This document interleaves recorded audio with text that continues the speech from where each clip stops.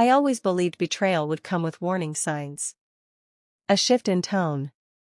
A missed call. A lie told too easily. But the truth?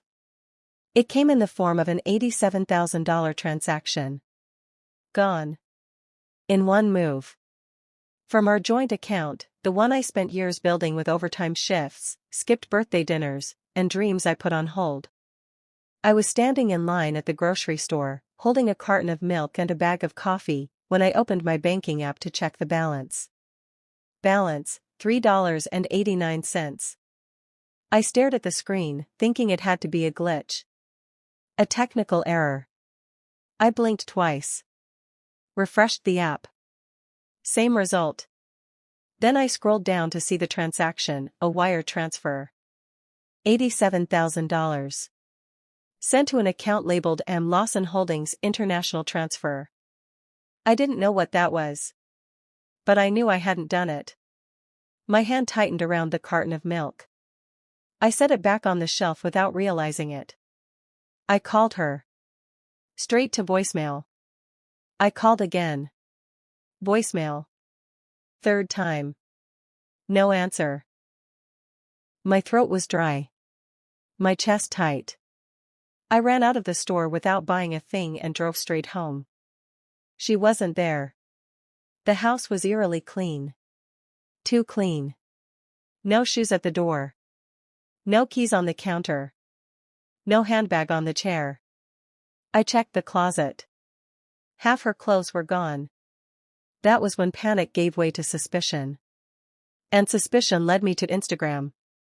She hadn't posted in days, but her stories. They told the real tale. There she was, in a bikini I'd never seen before, sunglasses on, laughing on the deck of a yacht. The sun was golden. The waves sparkled. She tilted the camera to the left. A man stood beside her, shirtless, tan, holding a champagne bottle. My best friend. Marcus. I blinked. No. No way. He and I had been inseparable since high school. We'd survived finals, bar fights, even my mother's funeral, together. He was the godfather to our dog. What the hell was he doing there? And then came the caption, white text across the top of the screen. New beginnings with someone who actually treats me right. I dropped my phone. I think I sat on the floor for an hour. Maybe two. The silence of the house, the absence of her, screamed louder than any argument we'd ever had. The next morning, I went to the bank. Yes, the banker said, typing rapidly. It was a valid transfer. Approved online from your joint account, confirmed by the linked email address. My wife did this, I said, voice flat. Well, legally, if she's a joint holder, she can withdraw any funds unless there's a court order saying otherwise. So that was it. Years of saving, wiped out in a click. No legal recourse. No safety net. Just a shrug from a woman behind a desk. When she finally called 3 days later, her voice was calm. Mocking, even. You always cared more about money than fun, she said. I just needed a little reset. Marcus, he makes me feel alive. Alive. I nearly laughed. She felt alive spending my money on my friend in a country I once dreamed of visiting, with her. You stole from me, I said, trying to keep my voice level. It was our money, Jason. And you're the one who always said we needed to enjoy life more. I'm just doing that. She hung up before I could respond. And just like that, I was alone, broke, humiliated, and abandoned. But the thing about hitting rock bottom? There's nowhere to go but up. And I didn't plan on climbing. I planned on pulling them down. The first thing I did was search my desk drawer for the folder labeled Joint Finances. Because here's the thing about me, I'm not flashy. I'm not loud. But I'm thorough. And I keep everything. Bank statements. Loan applications. Credit card bills. All of it. And the deeper I went, the more I found. She'd been using my name for years, subtly. One credit card application here. A quick payday loan there. A department store account opened in my name, but shipped to her email and used exclusively for her clothes. I called the store's support line, pretending to be her.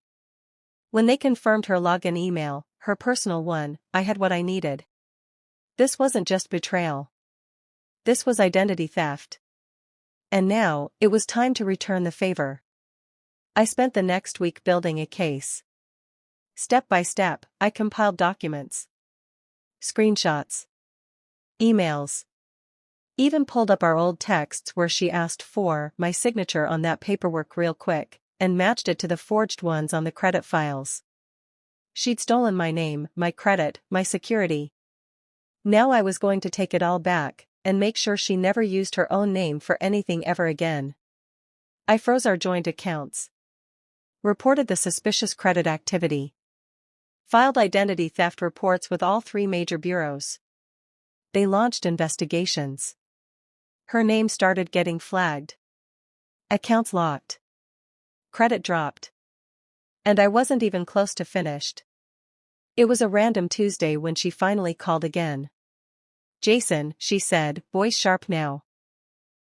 "Why the hell can't I access my accounts? My Uber won't work. My Amazon is locked. I just got declined trying to rent a car." I didn't say anything. "Are you doing this? What did you do?" I let the silence hang for a moment, then said, "Nothing you didn't already start." "Jason. Please. This is going too far." "Too far?" I snapped. "You emptied our savings. Lied. Slept with him. Used my name to open accounts, rack up debt, and fund your damn fantasy. And I'm the one who's gone too far? I was trying to find happiness." "No," I said. "You were trying to find freedom without consequences. And now, consequences were all she had left." That night, I poured myself a drink and sat on the patio, finally able to breathe. It wasn't peace, not yet. But it was something close. I knew there was more work to do. More debts to report. More accounts to track. But in that moment, under the quiet stars, with my phone finally silent, I realized something. She thought she destroyed me when she took my money. But she forgot who she was messing with. And the thing about burning bridges? Sometimes, the smoke leads me straight to your next hiding place. There's a certain clarity that comes when anger settles into focus. The week after Claire drained our joint account and vanished with Marcus, I barely slept. My body went through the motions, work, eat, shower, repeat, but my mind was locked on one thing: exposure. I wasn't just going to get back what she took. I was going to make sure she couldn't take from anyone else again. And that started with paper. I spread everything out on the dining table. Folders from over the years. Bank statements. Loan applications. Utility bills. Some were neatly filed.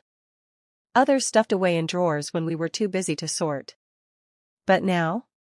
Now they were clues. Pieces of a puzzle that spelled one word: fraud.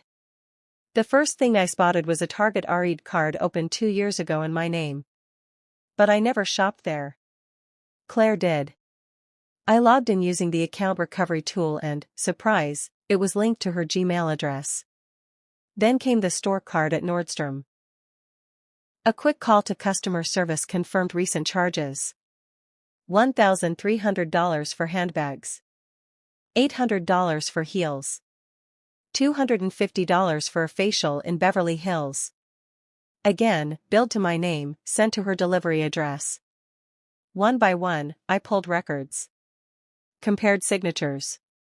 Noted emails. And what hit me hardest wasn't the number of accounts she opened, it was the timing. She started this 6 months into our marriage. Long before Marcus. Long before the yacht. She'd been building this exit plan for years. The deeper I dug, the darker it got. Claire had applied for a personal loan of $15,000 through a finance app, using my SSN. forged my signature. The loan was approved and paid back, just in time for her to qualify for a second one. She was creating a paper version of me, one that funded her vacations, clothes, and comfort. And it worked because I trusted her. Because I didn't watch her too closely. That would be her final mistake. The next morning, I sat in a sterile office at a major credit bureau. The rep, a sharp-eyed woman named Teresa, flipped through the stack of files I'd brought in. "Wow," she muttered. "You documented everything." "I'm not just reporting identity theft," I said, evenly. "I'm proving it." She raised an eyebrow and nodded. "We'll flag every account she opened. Once we verify the mismatched signatures and IP data, her name will be reported to federal fraud databases. She'll have a hell of a time applying for anything." "Good." Teresa leaned back. "You know, most people come in here crying. You're the calmest victim I've ever seen." I met her eyes and replied, "That's because I'm not done yet." Phase 2 started the following day. I contacted every lender, every creditor. I sent notarized letters and included copies of her forged documents. Some were quick to act, freezing accounts, launching internal reviews. Others pushed back, until I dropped screenshots. A selfie of Claire holding a handbag bought under my credit line. The timestamped order matching the bill. Her tagged. Location, Rodeo Drive. Receipts. All of them. And as her fake financial empire began to collapse, I started seeing signs. Claire's email, still logged in on our old shared laptop, showed a barrage of messages. "Your application was declined. We're sorry, but we could not verify your identity. Your credit score has changed. From 760 down to 540 in 2 weeks. From VIP customer to high-risk delinquent." Then came the apartment. She'd moved into a luxury high-rise with Marcus, her fresh start. I called the leasing office under my name and pretended to inquire about the unit. "Actually," the rep said, "there's a notice posted on that one. Missed payments. They were evicted." Poetic. Claire called me 2 nights later. Her voice was different this time, less cocky, more clipped. "Jason. I need to talk. You found your way to Europe. You can find your way out of this. I can't get approved for anything. I tried to rent a car, and they told me I needed a cosigner." "Me? A cosigner, like I'm 18. "You're worse than 18, I said. "At least they haven't committed federal fraud." Silence. Then she said something that would have broken me a few months ago. "I made a mistake." But now? Now it sounded rehearsed. Strategic. A line read off the script of someone who just lost her cards, her credit, and her backup man. I hung up. Marcus was next. Not out of vengeance, though I'd be lying if I said I didn't enjoy it, but because I had questions. What kind of man helps his best friend's wife rob him blind? Turned out, a desperate one. Marcus had been denied a business loan 6 times. He had bad credit, worse spending habits, and a knack for manipulation. Claire wasn't in love. She was in partnership with another parasite. She'd used my clean name to secure fake status. He'd used her charm to suck me dry. Now they were both starving. I returned to Teresa at the credit bureau one final time. "Everything's in motion," she said, scanning her screen. "Claire Matthews is flagged across multiple systems. Lenders are pulling back, and some of the accounts are being escalated to legal." "Will she go to jail?" "Not unless you press criminal charges." I paused. Did I want to ruin her entirely? Or had I already done enough? "Let her stay free," I said slowly. "Let her live in the mess she created. That's punishment enough." Teresa nodded. "You're colder than most." "I'm not cold," I said. "I'm clean." Weeks passed. The house felt quieter. The bed colder. But strangely, I felt more alive than I had in years. With every debt erased, with every fraudulent charge reversed, I was slowly reclaiming my name. One night, I looked at my credit score again. 783. Hers? I checked one of the monitoring alerts. 412. In less than a month, she'd gone from being creditworthy to a walking red flag. And I didn't lift a finger she hadn't forced. The last thing I did before closing the folder forever was this. I mailed Claire a package. Inside, a copy of her forged Nordstrom bill. A printout of the court report showing the loan denial. A note that simply read, "Next time you steal from someone, make sure they aren't better at math than you." And yet, the next day, I got an email. No subject line. No greeting. Just a single sentence. "You think it's over. But I'm just getting started." I stared at the screen, then leaned back in my chair. Did I ruin her life so badly that she was coming back for revenge? Or was this just another bluff from someone who had nothing left to lose? Either way, I wasn't scared. Because now, I had proof, power, and peace. And maybe, just maybe, the real question was, how far would she go now that she had nothing left? I had expected silence. Maybe a quiet surrender. But the message Claire sent, just 12 words, kept echoing in my mind. You think it's over. But I'm just getting started. At first, I dismissed it. Another desperate play from someone who had already lost. But then strange things started happening. It began with a letter from my employer's HR department. They'd received an anonymous tip claiming I had committed financial fraud at home and at work. The letter included partial documents, doctored copies of my loan reports, just enough to raise eyebrows. Luckily, I had the originals. I cleared it up within 2 meetings. But that wasn't the point. The point was she was escalating. And she didn't care who she burned in the process. Claire had always been good at manipulation. But now, stripped of her status and drowning in rejection, she had nothing to lose. That made her dangerous. I began noticing new accounts trying to open in my name, again. Only this time, the applications were sloppier. She was rushing. She opened a fake checking account using an old address. I spotted the alert within a day and shut it down. But the message was clear, she wasn't just trying to survive, she was trying to pull me back into the mud with her. I installed surveillance at my house. It wasn't paranoia. 3 nights after her email, I found tire tracks near my driveway. They didn't match mine. I filed a police report, not because I was scared, but because I wanted everything documented. She'd taught me that paper trails were powerful. Now, I would leave one too. Meanwhile, Marcus had gone silent. Claire, it seemed, had thrown him under the bus. She told one creditor that he forged the loan applications, tried to pin her fraud on him. I discovered this through a mutual friend who worked at the same law firm where Marcus used to temp. The firm had terminated his contract after an internal investigation. He'd been cut loose. Just like me. Only I'd fought back. He hadn't.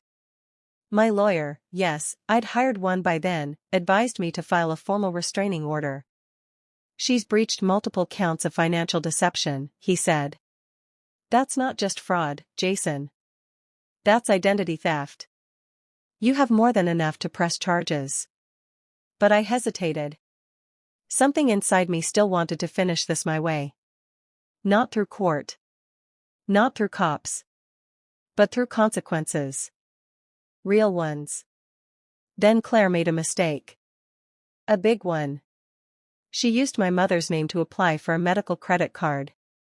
The system flagged it because my mom was retired and had 0 income on file. But when the alert hit my inbox, my hands shook. She had gone after my family. This wasn't just revenge anymore. This was war. I called her. For the first time in weeks, she answered. Her voice was flat, almost emotionless. I see you're still keeping tabs, she said. You went after my mom. She was just collateral. I didn't yell. I didn't threaten. I simply. Himself? And what was she planning next? The next day, I got a notice from the DMV. Someone had tried to update the title on my car. Electronically. Without my signature. They used a power of attorney form. Forged. But it didn't go through. The agent flagged the submission because my driver's license on file had recently been reissued, something only I could have done. When I called the DMV, they confirmed the name used to apply for the transfer, Claire Matthews. She had tried to steal the last big asset I owned. Failed. But it scared me. Because if she was willing to lie to the state, she was willing to do anything. I returned to my lawyer. This has gone beyond revenge, he said. You need to move first. Freeze your assets. Flag your SSN. Change every password you've ever used. And sue her. But I didn't want money anymore. I didn't even want a courtroom. I wanted something else. Something worse. I wanted her credit score to drop so low, she couldn't even get a library card. I wanted her flagged in so many systems that the only thing she'd be approved for was a public defender. And most of all, I wanted her to know I had done it. And that there was no escape left. So I made one final move. I hired a forensic accountant. He traced the funds she stole, across 3 states, 2 fake accounts, and 1 crypto wallet. He found deposits linked to a bridal business Claire was secretly launching online. She'd tried to funnel stolen money into a new identity. A clean slate. But it wasn't clean. It was covered in digital fingerprints, hers. I submitted the full report to the federal case agent. 3 days later, they issued a subpoena. Not an arrest yet. But close. Very close.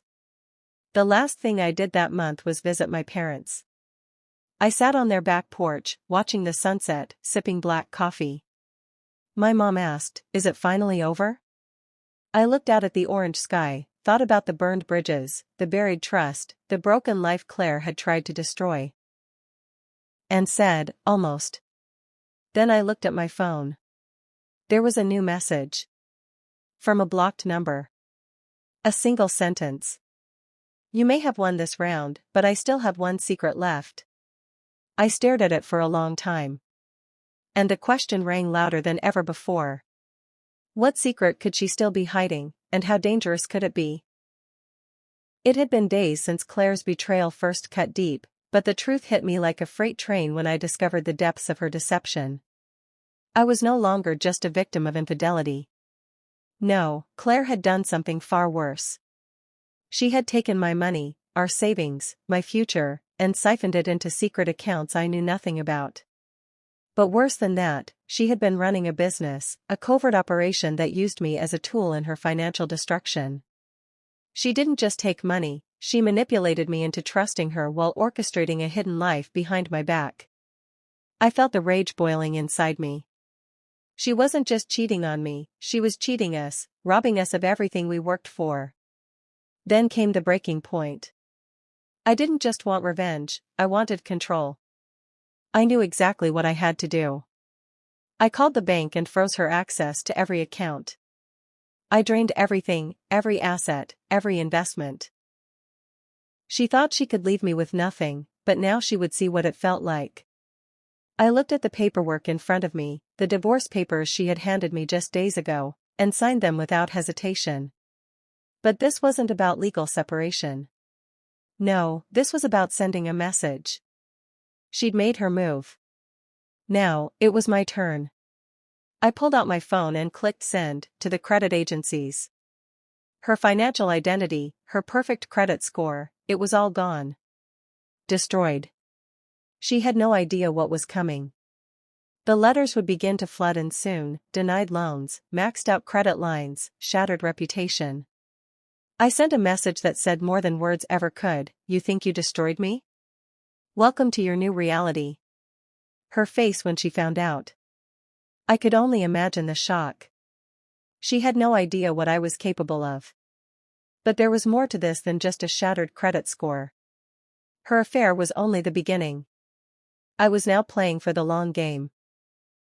As she faced the consequences of her actions, the question lingered in my mind: what was Claire hiding from me? What was her final secret? It was over. Or so I thought. Claire was convicted, 9 years, minimum 6. The courtroom fell silent as the sentence was handed down, but she didn't flinch. She didn't cry. She just smiled. And that smile, it sent a chill down my spine. As the bailiffs escorted her out, she glanced at me and said, "You think this ends with me?" That statement lingered in the air, like a warning. Her secret was still out there. Weeks later, I received a call from Agent Grant. They'd found something, a ledger, hidden on a flash drive in Claire's storage unit. It was encrypted, but they cracked it. And what it revealed shocked me. Claire wasn't just running a revenge business, she was part of something much darker. A network of women manipulated into destroying their husbands, financially, emotionally, just like I had been. But there was one name that stood out on that ledger: the architect. The one person Claire had paid more than anyone else. I could feel it, this wasn't just about me. This was bigger. Grant testified in court, revealing the full extent of Claire's operations, but when he dropped the bombshell about the architect, everything shifted. Claire's composure cracked. She knew that name was her endgame, and the fear was palpable. But she didn't say anything. She stayed silent. And that silence? It spoke volumes. After the trial, I received a mysterious letter. No return address, just a single sentence: she was only the beginning. And under that, the number 467. I handed it to Grant. He froze. The number wasn't just random, it was a victim ID. And when we checked, number 467 was me. I was part of a much bigger plan, a well-organized, secret operation. Then came the final shocker. Claire wasn't the mastermind. The architect was still out there, pulling strings. The game wasn't over. Now, I had a choice. Let this go and move on, or dig deeper. But as I learned more about the architect, I knew, if I went down this rabbit hole, I might lose more than just money. The question I kept asking myself? Would I survive this war? Or would I become part of the game?